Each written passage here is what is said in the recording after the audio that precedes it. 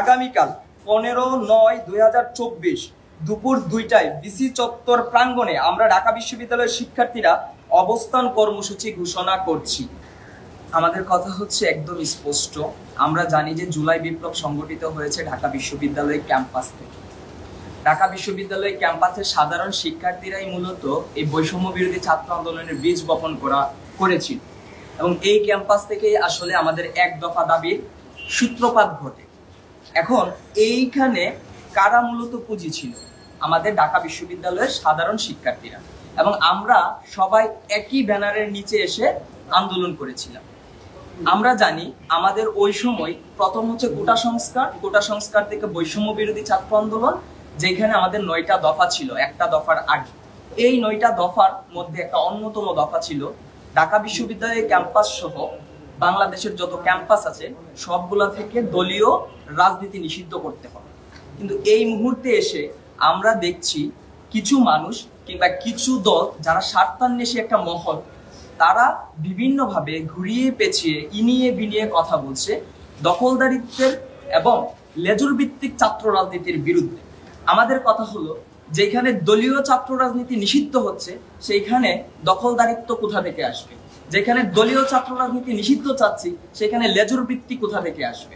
এরই সাথে আমরা শিক্ষকদের যে লাল, নীল, সাদা, হলুদ যে রঙের খেলা আমরা এই ক্যাম্পাসে দেখি, যার কারণে আমরা সাধারণ শিক্ষার্থীরা মূলত বৈষম্যের শিকার হয়, এমনকি শিক্ষকদের মধ্যে একটা বৈষম্যের শিকার হয়। এখন আমরা এর বিরুদ্ধে টোটালি অবস্থান করছি। এই জন্য আমরা ধারাবাহিকভাবে ঢাকা বিশ্ববিদ্যালয়ের সাধারণ শিক্ষার্থী যারা আছি, আমরা কিছু কর্মসূচি বাস্তবায়ন করেছি, এটা আপনারা ইতিমধ্যে জানেন।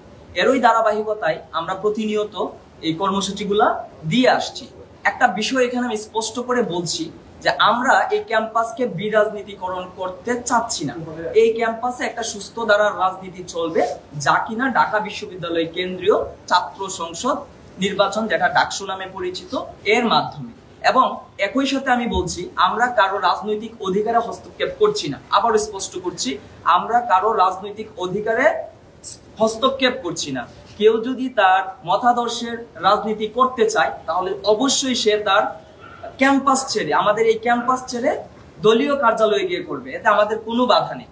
এবং আরো একই সাথে আরো একটা বিষয় আমি স্পষ্ট করছি, আমরা কোনো দলের বিপক্ষে না, আমরা কোনো সমন্বয়ক বলেন যে কোনো রাজনৈতিক ছাত্র সংগঠনের বিরুদ্ধে আমরা না।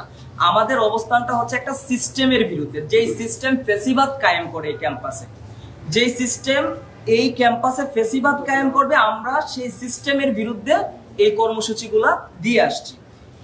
এর পরিপ্রেক্ষিতে আমাদের এই কর্মসূচির ধারাবাহিকতায় দলীয় রাজনীতি মুক্ত ক্যাম্পাস আন্দোলন স্পষ্ট বিবৃতি দিচ্ছে। আমি এখন বিবৃতিটা করছি।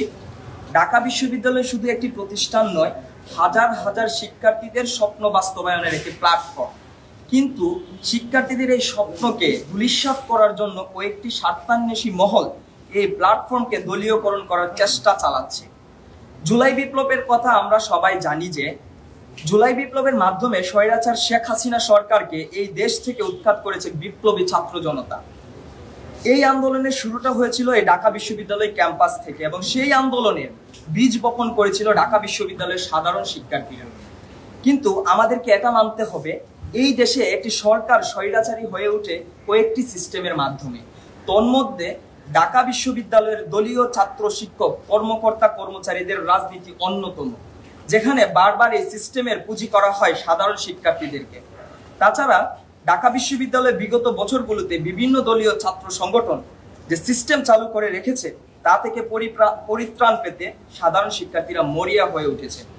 এইদিকে আবারও এই ক্যাম্পাসকে দলীয় রাজনৈতিক কার্যালয় বানানোর অপচেষ্টা চালাচ্ছে কয়েকটি দলীয় ছাত্র সংগঠন। বিগত সময়গুলোতে আমরা দেখেছি হলগুলোতে গেস্ট রুম, গণরুমের নামে সাধারণ শিক্ষার্থীদের উপর শারীরিক ও মানসিক প্রহসন চালানো হয়, শুধু তাদের ফ্যাসিবাদ স্বার্থ হাসিল করার জন্য। ঢাকা বিশ্ববিদ্যালয় ক্যাম্পাসে এই ধরনের নোংরা দলীয় রাজনীতির বিপক্ষে অবস্থান করছে সাধারণ শিক্ষার্থীরা।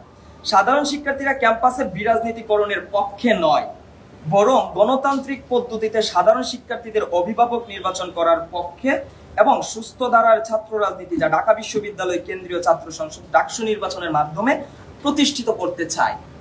অতএব ইতিমধ্যে ক্যাম্পাসে দলীয় ছাত্র শিক্ষক কর্মকর্তা কর্মচারীদের রাজনীতি নিষিদ্ধ এবং ঢাকা বিশ্ববিদ্যালয় কেন্দ্রীয় ছাত্র সংসদ ডাকসু নির্বাচনের দাবিতে অনেকগুলো কর্মসূচি বাস্তবায়ন করেছে ঢাকা বিশ্ববিদ্যালয়ের শিক্ষার্থীবৃন্দ। কর্মসূচির ধারাবাহিকতায় আগামী সিন্ডিকেট মিটিংয়ের আমাদের নিম্নোক্ত 2 দফা দাবি আদায়ের লক্ষ্যে আগামীকাল 15/9/2024 দুপুর 2টায় বিসি চত্বর প্রাঙ্গণে আমরা ঢাকা বিশ্ববিদ্যালয়ের শিক্ষার্থীরা অবস্থান কর্মসূচি ঘোষণা করছি।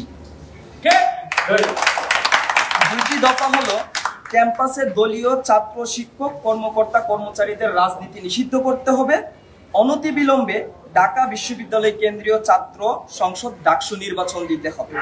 এরই সাথে আমি স্পষ্ট করে বলছি, আমাদের দাবি দ্রুত বাস্তবায়ন না করা হলে আমরা ক্লাস পরীক্ষা বর্জন করে কঠোর কর্মসূচি দিতে বাধ্য হব।